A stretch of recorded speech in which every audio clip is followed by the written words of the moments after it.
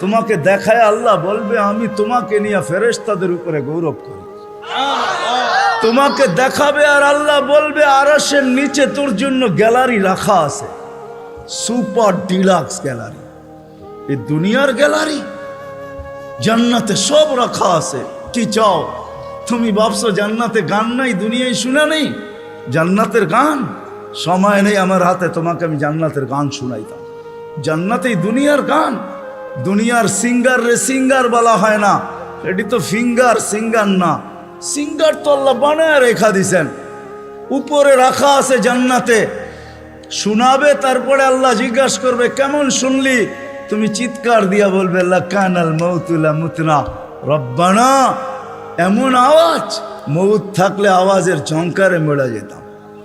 আল্লাহ বলবে এই আওয়াজও কিছু না। ও যুবক, তোমাকেই তো এই আওয়াজ দিবে আল্লাহ জান্নাতে যাওয়ার পরে।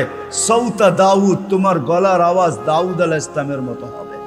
দুনিয়ার সিঙ্গার ওই গানের আওয়াজ উঠাবে তুমি, শুধু তুমি নাচবে না, হুর নাচবে না, খাদেমরা নাচবে না, জান্নাতও ডান্স করবে। জান্নাত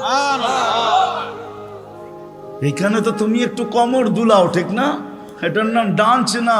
তোমরা ডান্স চিনো না, আমারে ডান্স চিনাইতে হবে না, আর আমাকে সিঙ্গারও চিনাইতে হবে না। আমি বড় বড় সিঙ্গার চিনি দুনিয়াতে, বড় বড় সিঙ্গাররা আমারে চিনে। আলহামদুলিল্লাহ, তুমি আমাকে সিঙ্গার চিনাইতে হবে না। এটার নাম ডান্স না, সব জান্নাতে রাখা আছে। স্টেজ তো আল্লাহও লাগাবে এরকম মাঝে মাঝে জান্নাতে। জিজ্ঞাসা করবে গান শুনবি?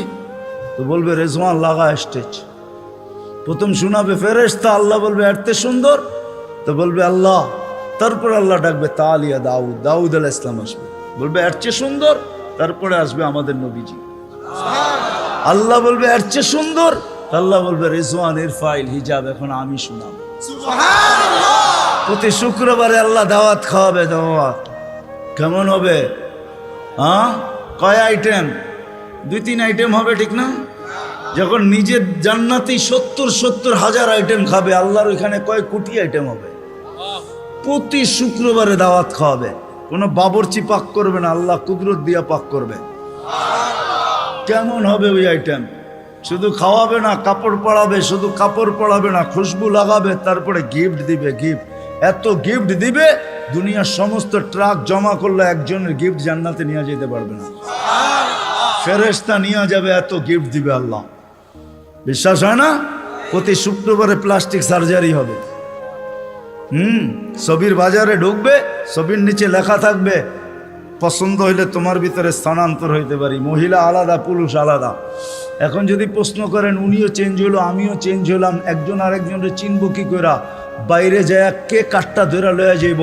এই জন্যই তো দুনিয়ায় ব্লুটুথ আর শেয়ার হিট দিয়ে আল্লাহ বুঝাইয়া দিছে, ওইখানে চেঞ্জ হবো, এখানে চলে আসবে, এখানে চেঞ্জ হবো, ওইখানে চলে যাবে। যার যারটা শেষে হাতে ধরে চলে যাবে। ওই জান্নাত রাখা আছে। সাহাবা শুধু শুধু পাগল হয় নাই। আপনি ভাবছেন শুধু শুধু পাগল হয়েছে? আবু বকর সিদ্দিক রাদিয়াল্লাহু তাআলা 13টা দোকান খোয়া দিয়েছে। চিনেন ওনার দোকান কোথায় ছিল? হজে গেছেন? হজে গেছেন? কে হজে গেছেন? মক্কা টাওয়ার গেছে, দেখছেন মক্কা টাওয়ার? 2টা দোকান, 2টা মসজিদ আছে, দুটোটার নাম আবু বকর। এইখানেই 13টা দোকান ছিল। এটা ওনার প্রপার্টি, পুরা মক্কা টাওয়ার ওনার প্রপার্টি। এটার পিছনেই ওনার বাড়ি ছিল। থাকলে আমি দেখায় দিতাম কোন জায়গায় ওনার বাড়ি ছিল। খুয়ায় ফেলছে জান্নাতের আশায়, আল্লাহর কাছে পরিচয় পরিচিতির আশায়। আসেন, আসেন, মৃত্যুর আগ পর্যন্ত সুযোগ আছে। কণ্ঠনালীতে রূহ আসার আগ পর্যন্ত এই উম্মতের জন্য সুযোগ আছে। আসেন শিখি। সবচেয়ে বড় হাতিয়ার যেটা দিছেন, 1-এর ভিতরে 100 বানায়া আমাদের রসুলের জন্য, নাইলে কোনো দিন কারোর জন্য দিতেন না। আমি তো সব জায়গায় বলি, আল্লাহ কোন উম্মতকে 1.25 লক্ষ উম্মত আসছে, 312 জন রসুলের উম্মত আসছে, কাউকে আল্লাহ ডাইকা নেওয়ার দায়িত্ব নেন নাই। নামাজ দিছেন, ডাকার দায়িত্ব নাই। বলছি পড়লে পড়বা, না পড়লে না পড়বা। কিন্তু আমাদের নবীজির কারণে আল্লাহ আমাদেরকে ডাকার দায়িত্ব নিছেন। 5 ওয়াক্ত নিজে ডাকে, বন্ধুর দিলকে শান্ত করার জন্য। আমার মনে হয় বন্ধুর দিলকে শান্ত করার জন্য। কেননা মুসা আলাইহিস সালাম 5 ওয়াক্ত মানতে পারতেছিলেন না, আমি এর চেয়ে অভিজ্ঞ আপনি? আমি 2 ওয়াক্ত পড়াইতে পারি না, 5 ওয়াক্ত আপনার উম্মত পড়বে না, আবার যান কমায় নিয়ে আসেন। আল্লাহ রসুল বলছে লজ্জা লাগে, কিন্তু মনে মনে ভাবতে ছিলেন অভিজ্ঞ লোকটা বলতেছে, আমার তো লজ্জা লাগে, অভিজ্ঞ লোকটা বলতেছে নামাজ মনে হয় আমার উম্মত পড়বে না। তো আল্লাহ বলছে বন্ধু চিন্তা করেন না, আমি ঘুমের থেকে উঠে নিয়ে আসবো। নাইলে ফজরে কেন আজানে বলা হয় আসসালাতু খায়রুম মিনান নাওম? চিন্তা করেন না, আমি উঠে নিয়ে আসবো। একের ভিতরে 100 দিয়া দিছেন। আসেন 2টা অঙ্গীকার করি আজকে যে আল্লাহ রসুলের আদর্শ একটা হইলেও আমার জীবনের সঙ্গী বানাবো। সৃষ্টির সেরা হিসাবে একটা কথা ভাবা উচিত আমাদের, মানুষ সৃষ্টির সেরা, এতে কোনো সন্দেহ নাই। স্বয়ং সৃষ্টিকর্তা এটার ঘোষণা দিতেছেন ওয়ালাকাদ কাররামনা বনি আদম। আমি মানুষকে শ্রেষ্ঠত্ব দান করছি সৃষ্টির ভিতরে, এটা চিরন্তন এবং চিরসত্য। মানুষ সৃষ্টির সেরা। শুধু একদিকে মানুষ সৃষ্টির সেরা না, সর্বদিকেই মানুষ সৃষ্টির সেরা। এমন কোনো দিক নাই যেই দিকে মানুষ সৃষ্টির ভিতরে সেরা না। সমগ্র সৃষ্টির ভিতরে মানুষ সর্বদিকে সেরা। যদিও নাকি আফ্রিকার মানুষগুলা দেখলে আমাদের হাসি পায় যে রঙও নাই ঢঙও নাই, তারপরেও সে সৃষ্টির সেরা। কেননা আল্লাহ স্বয়ং নিজে ঘোষণা দিতেছেন ওয়ালাকাদ কাররামনা বনি আদম, মানুষ আমি তোমাকে সৃষ্টির ভিতরে শ্রেষ্ঠত্ব দিলাম। আর শ্রেষ্ঠত্ব হওয়ার সর্বদিকের কারণও আছে। এতগুলা উল্লেখ করতে গেলে সময় কুলাবে না, 1টা 2টা হয়তো তাইলে বলা যেত যে এই দিক দিয়া মানুষ সৃষ্টির সেরা। সর্বদিক দিয়েই মানুষ সৃষ্টির সেরা, কিন্তু উল্লেখযোগ্য বিষয় হলো বিবেকের দিক দিয়া দেখেন, বুদ্ধির দিক দিয়া দেখেন, বিদ্যার দিক দিয়া দেখেন, সৌন্দর্যের দিক দিয়া দেখেন, গঠনের দিক দিয়া দেখেন, আর সর্বশেষ পুরা দুনিয়ার আধিপত্য আল্লাহ মানুষের হাতেই উঠাইয়া দিয়েছেন। নাইলে কোরআন এই কথা কোনোদিন বলতো না। কোরআন আমাদেরকে বুঝাইতে চায়, আল্লাহ আল্লাহর রসুল আমাদেরকে বুঝান, বাধ্য করেন না।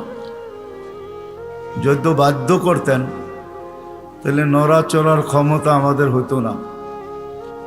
আমরা যে নড়তে পারি, চড়তে পারি, ইচ্ছা স্বাধীনতা যে আমাদের আছে, এটা কোনোদিন সম্ভব হতো না। কেননা 24 ঘন্টা আল্লাহ আমাদেরকে সুরক্ষিত করেন। হয়তো আমি ভাবতে পারি যে আমি নিজে নিজে সুরক্ষিত হই, না না না, এটা ভুল ধারণা।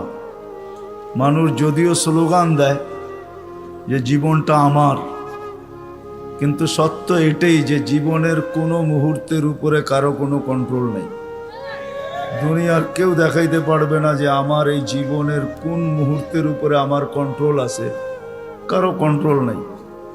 যদি কন্ট্রোল থাকতো তাহলে অপমৃত্যু, যেটাকে আমরা বলি অ্যাক্সিডেন্টে মারা যাওয়া, গাছের থেকে পোড়া মারা যাওয়া, এটা কোনোদিন হইতো না।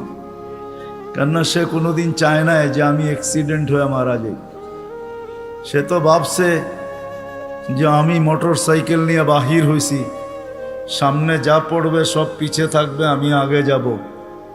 তার জানা ছিল না যে একটু পরে দুনিয়া ওভারটেক করবে, আখেরাতে চলে যাবে। জীবনের কোনো পর্বের উপরে আমাদের কন্ট্রোল নেই। যদিও বলি দেহটা আমার, কিন্তু দেহের কোনো অঙ্গের উপরে আমার কন্ট্রোল নাই। যদি থাকতো তাহলে আমার দাড়িগুলা পাকলো তো পাকলো কি করে? কেউ চায় না দাড়ি পাকুক, চান নাকি? হ্যাঁ, কেউ চায় না হাত পাগুলা দুর্বল হোক, চায়? কেউ চায় আমার কোমরটা দুর্বল হোক? ও তো ভাবে সারা জীবনই ইয়ং থাকি, ঠিক না?